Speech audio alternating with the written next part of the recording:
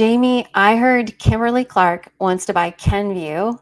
It says this is like Kleenex tissues meet Band-Aids. And I don't think the Wall Street is terribly happy about this. Actually, it might drive up the price of Kleenex. I don't know. Actually, they're actually quite sad. Kenvue shareholders, though, are very happy. So Kimberly-Clark shareholders are popping their Tylenol with big prices and bigger promises.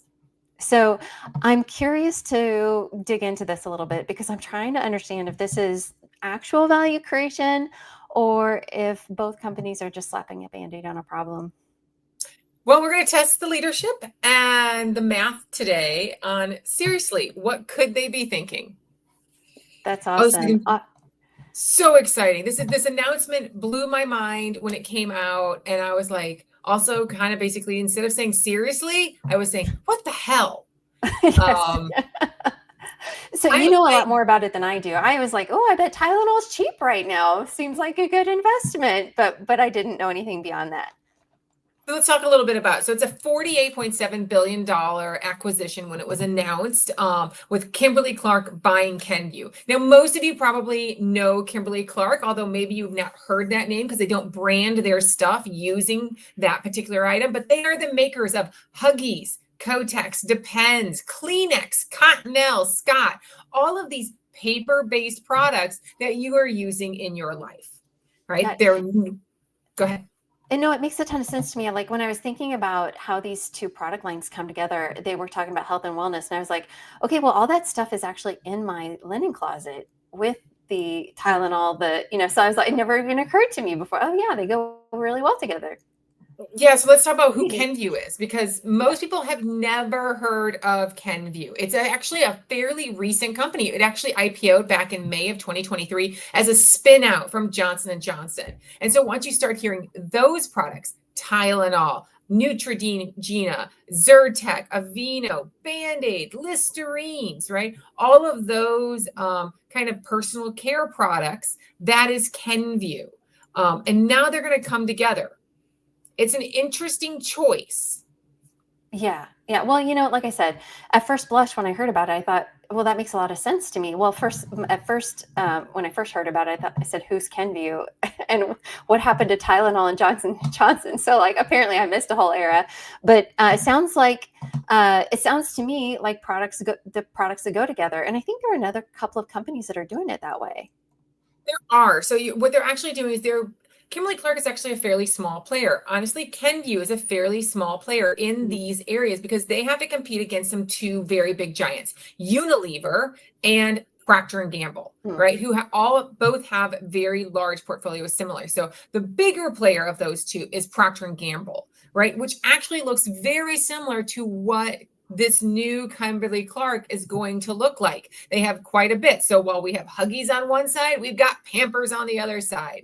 And while we've got Neutrogena and all their brands, we had, things like Redken and stuff like that on the other side, right? So they had very similar makeups now. Now, Kimberly-Clark has not had the experience in the consumer brands like Procter & Gamble has. And I got to tell you, if you look at Procter & Gamble, you're going to see a whole history of them trading their brands in and out, constantly trying to optimize that portfolio, because I'm not really sure these two things go together. Interesting. Just because they go in the linen closet doesn't mean that you should. There we go. Okay. Well, so I'm curious. We saw an acquisition. We've talked about the Family Dollar and Dollar Tree acquisition and the strengths and weaknesses of it. As we start to peel back the covers, I want to better understand what was the reason, why did they think that this was a good idea, other than Procter & Gamble does it. I should be able to do it too. We're going to get into a little bit of culture here in a minute, but let's talk about what is actually being created. $10 billion plus brands that are there. A company that is focused on synergies and getting the best out of it, that is Kimberly-Clark. And then a company that is actually fairly decentralized with really strong brands. I mean, I listed those brands. All of us have heard of them. They're both really good at moderate premium brands, right? So we're not talking luxury goods here, but let's be honest, Huggies is one of the top type of diapers out there. It's a better diaper than your generic diaper that's going on. And they spend quite a bit of money for you to believe that.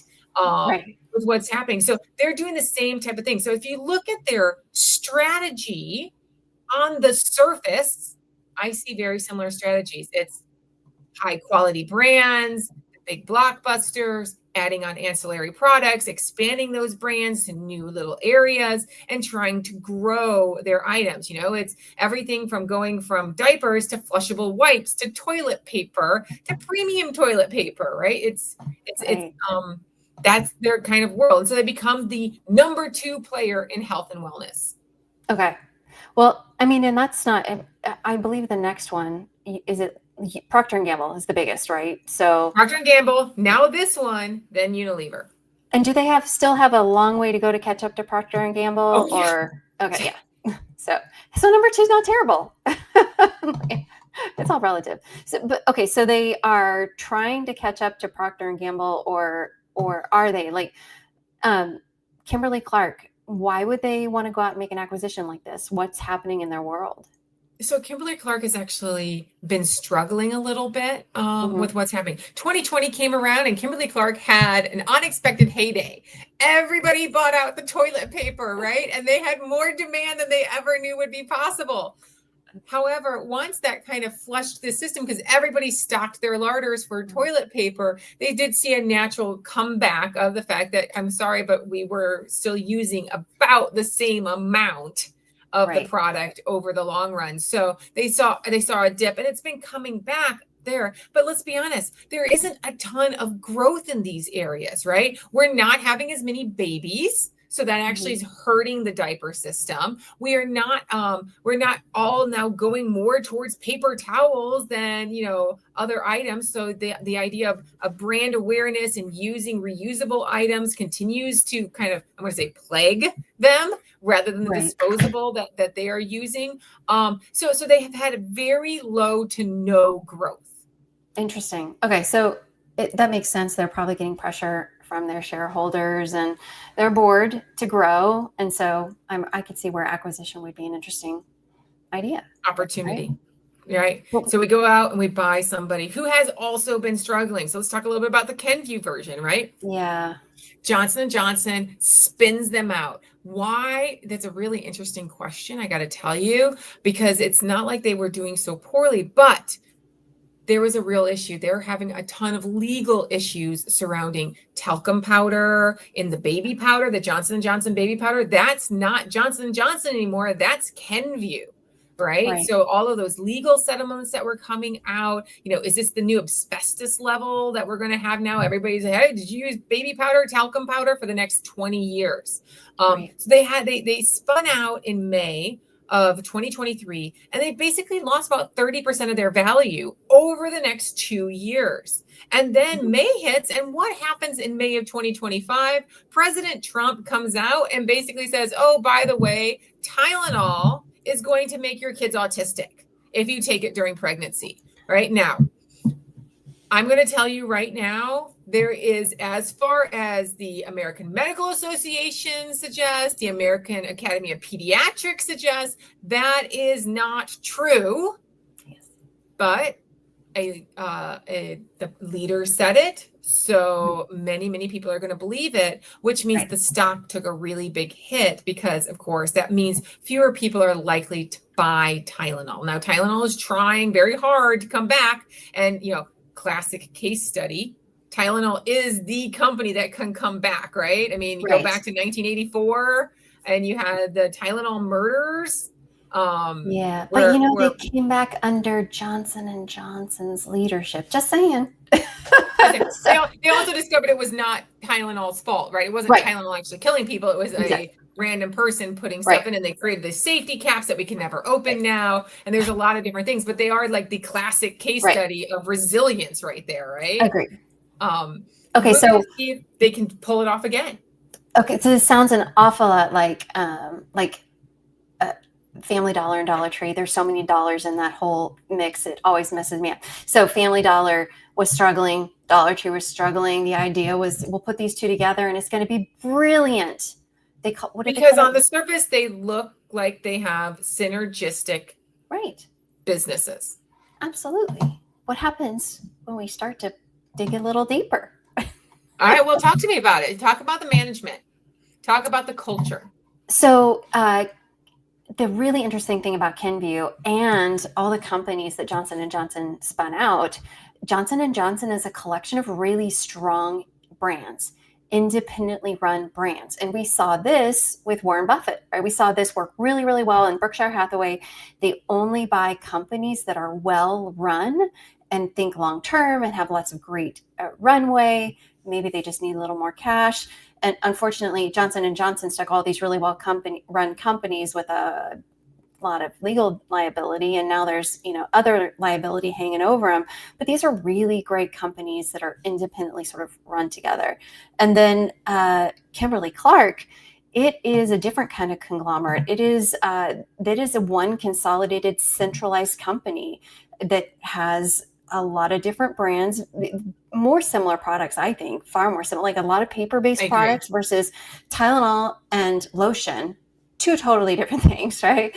So I think that, it makes sense that Kimberly-Clark would have all these some synergies within and the ability to be a centralized company. But we saw this exact same thing with Family Dollar and Dollar Tree. One was centralized, one was decentralized. And one of my big concerns is what's going to happen to the Kenvue brands when they get rolled under a centralized authority. It just, these two cultures are so vastly different.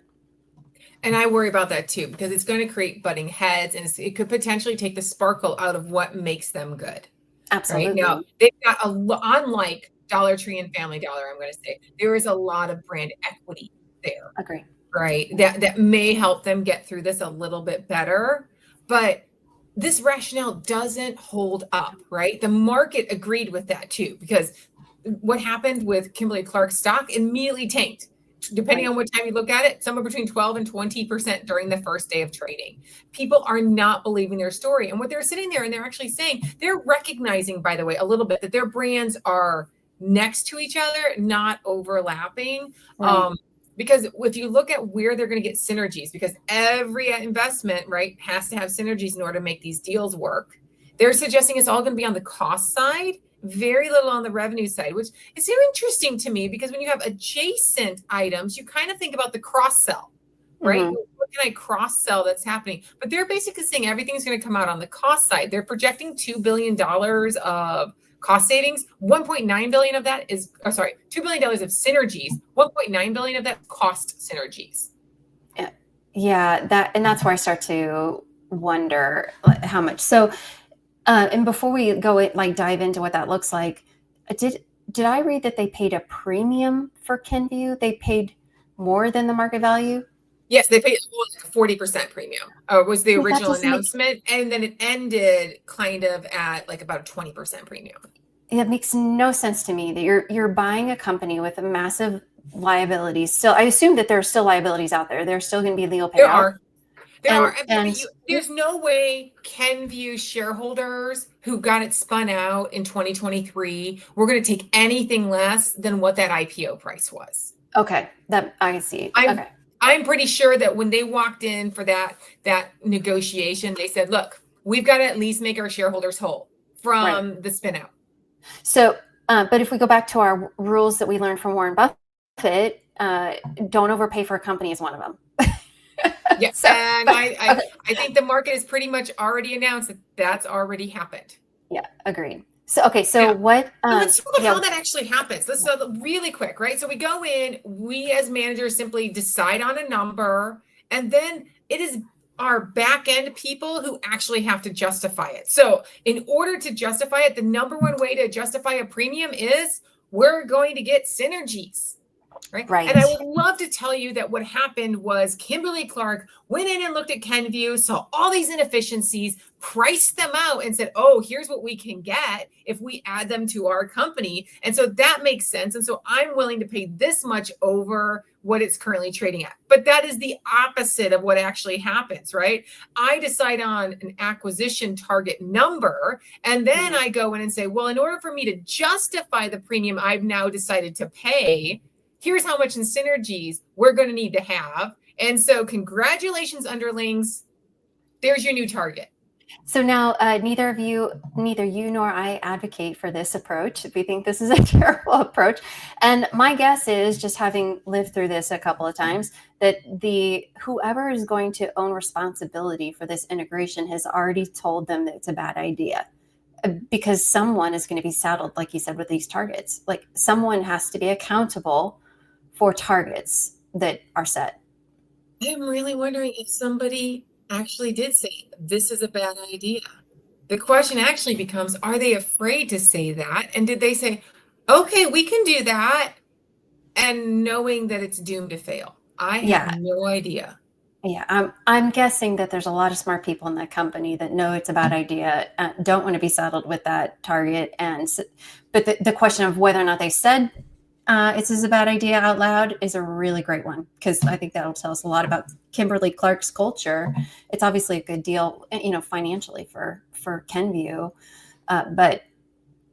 So let's talk a little bit about how they think they're going to actually get those synergies. So we got two different companies. How are you going to save $2 billion? Well, obviously, as my husband says, costs walk in the door on two legs, right? So we do have a workforce reduction plan coming out. Now, Kenvue already did this, right? When they spun out in 2023, they announced a 4% reduction in their students. So they've already taken the scalpel to their folk recently. And now they're going to have to go through another round of it. About half of the synergy is probably going to come from headcount reductions. Some of that makes sense. 2 HRs, we're going to consolidate. We won't necessarily need 2 full HRs. It'll, 2 will go down to maybe 1.5. Is that true though? We don't know, because when Kenvue is a collection of independent brands that are accountable for themselves, it is entirely possible that that synergy itself is not there. It's very possible that it's not. There is going to be a lot of time and effort spent on IT integration, right? That is one of the biggest things for all of these companies. And supposedly that is also where savings are going to occur, because we're going to integrate our ITs and do really well. It is also, by the way, where one of the biggest risks are, right? Yes. And tell me, does digital transformation work really well? No, 70% of them fail. 70 to 80% of them fail. So this is when you told me that was worse. Oh my goodness, that makes me chuckle. Oh my goodness. It's killing me. I've just got to be honest. All of this is killing me, because the other is going to be out of their supply chain. This is what they're saying. They're going to get supply chain synergies that are there. All right, let's think about this. What does Kimberly-Clark mainly purchase? Paper, something for paper. Wood-based products, right? Pulp and paper product type of stuff. All right. Kenvue? No. Not a lot of paper product. I mean, they put some of their stuff in jars, but mainly they're glass jars. If I remember or plastic jars. They're not wooden jars. So I'm not getting where that is there. The other potential could be, of course, in the revenue synergies, where basically you say, hey, I'm a bigger player. I've got bigger power now. And you're going to force your customers to take less in discounts or something like that, because you are now providing them a bigger section of items. Again, their revenue synergy goals are like $0.2 billion. They're really tiny. So they're not expecting that out of there. They're expecting it on the cost side. And the combined companies are $27.9 billion of expenses last year. 27.9. So to get $2 billion out of there, that's a pretty big chunk. That's 7-8%. Ouch. Yes, it's not great. Agreed. And it is it's absolutely a wishful thinking kind of mindset. There's just no way. So we have two desperate companies coming together. We haven't seen this go well in the past. No, and I don't expect it to go well this time, to be honest. I don't think the market expects it to go well this time either. Yes, agreed. So I think this falls back to some of our original questions, which were, why do you need this? Why do you need to do something? And it sounds like they're acting out of desperation rather than real strategy. What do you hope to get out of it? I think they focused on the word hope, like a little too much. And then, creating culture where people feel comfortable speaking their mind when they're given these targets. I doubt that culture exists. I'm guessing, I've never worked for Kimberly-Clark, but I have worked in companies where we have said, absolutely not. What you think you need to pay for this, we cannot recoup. So I think that those things are just missing in the overall strategy. And I really feel bad for both the employees of both companies. I absolutely agree. I mean, we look at this and I don't see a strategy fit. I don't see a culture fit. I don't see a product fit. And just because somebody else has made something work doesn't mean you can make it work too. Right. Interesting thing, before we go, you said strategy. There's, when we talk about strategy in our world, we talk about competitive differentiation. We talk about how you are unique in the market, why people want your product. And it sounds to me like their strategy is me too. Like it's just. Well, I agree with you. On the individual products, there are strategies. And I actually think we do need to give them that kudos, which is that both Kenvue and Kimberly-Clark have created strong brands, right? There is some serious items in Huggies. In fact, that's one of the reasons they got out of the Costco deal last year. They wanted to protect that Huggies brand and maintain that premium idea. So the fact that everybody knew that Kenvue or Kirkland diapers were also Huggies was a problem for them. So I do think that there is that part that's probably there. They are probably going to have similarly proud and loud marketing departments. So there's something synergistic. Absolutely. They absolutely do have that in common. I totally agree. Well, Jamie, I would say that I think this deal needs a Band-Aid. Probably not going to heal it, but maybe it'll cover it up. If you're counting synergies that you just can't measure, you're doing fan fiction with spreadsheets. Well, and I think building cultures where people feel safe to share how bad your ideas really are is like one of the key lessons we're taking from this. Absolutely. So if you like today's breakdown, follow the show and leave us a review, preferably before the integration costs hit. So until then, keep your spreadsheets handy and your coffee strong.